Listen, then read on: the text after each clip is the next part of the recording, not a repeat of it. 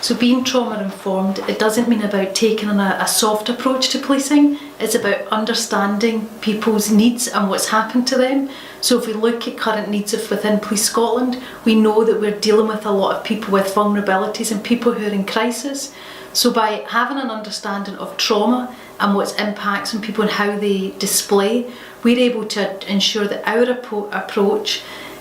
recognises of what's possibly happened to some of these people, that we can ensure that we don't cause any further trauma and that we can reduce and mitigate any trauma that may have occurred to those people. One of the things about being trauma informed, I think it's really important that we understand that adversity is not destiny. Just because people have been exposed to a traumatic incident doesn't mean to say that they're going to have a poorer outcome in life. The research tells us that, but by being trauma informed, we can make sure, and within our engagement and communication with them, we can look at some of the support mechanisms that are available to them, and especially for young children or people who are living with continued toxic stress.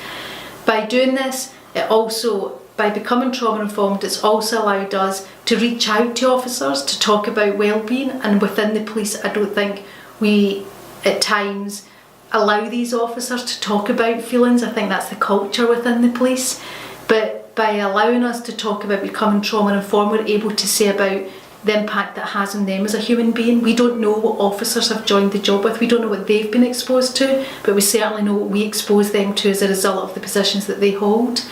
So by becoming trauma informed, we've been able to ensure that we reach out to them from a wellbeing perspective, and that we reiterate to them and reinforce what services are available to them within the police. And I appreciate a lot of them lean on their colleagues, and I know that we've got some amazing line managers who also make them aware, but it's just allowing them that permission to say at times it's okay not to be okay and reach out for a bit of help. So